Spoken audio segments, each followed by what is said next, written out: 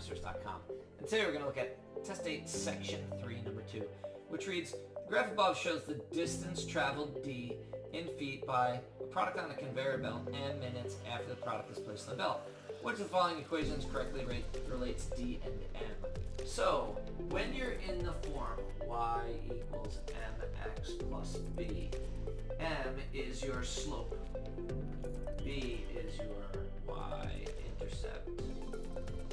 So, what's your slope?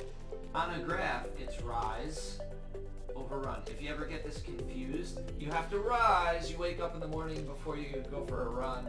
Sure, you all go for a run in the morning. Y-intercept is always your starting point. So typically it's easier to identify y-intercept. What's your y-intercept? It's 0. So instead of y equals mx plus b, if b is 0, it's just going to be in the form y equals mx. So anything with a y-intercept could be eliminated. C and D could be eliminated. Notice C and D is for a student who mixes up slope and y-intercept. Why? Because slope, like we said, is rise over run. From this point 0, 0, how much do you rise? You rise 2. How much do you run? You run 1. So it's rise 2 over run 1.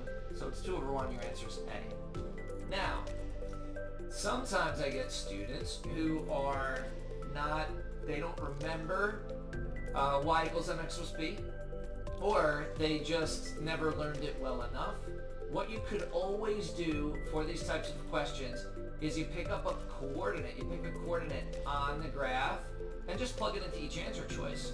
So that coordinate, as long as you know it's 1, 2, which is your x, y, which in this form down here, it's your m, d.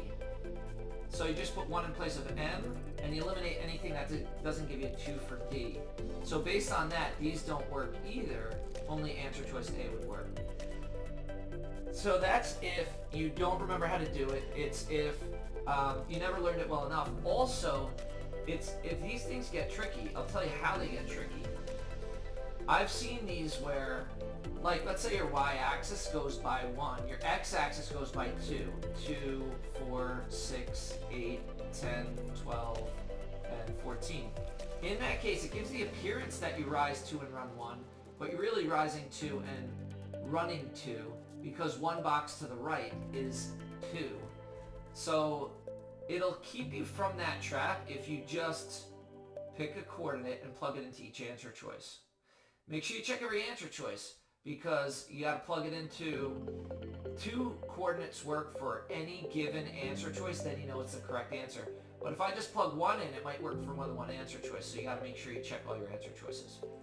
Okay, another way that the College Board makes these tricky is they might put this as 1, 2, 3, 4, 5, 6, 7, 8. In that case, it gives the appearance that the y-intercept is 1, that the y-intercept is 0, 0, but your x is not 0 there. The y-intercept is where x is 0, so your y-intercept, if this line continued straight, would actually be negative 1/2. But again, if you pick a coordinate and plug it into each answer choice, it will prevent you from picking the wrong answer in either of those circumstances. Thank you for joining us today. If you like this video, click like. You can share it with someone who has difficulty with y equals mx plus b with linear equations. If there's any question you'd like to see answered from any official PSAT or SAT or ACT, leave that in the comments. I'd be happy to shoot a video on it. Click subscribe so you don't miss anything, and check out our 1-minute videos on TikTok. Have a great day.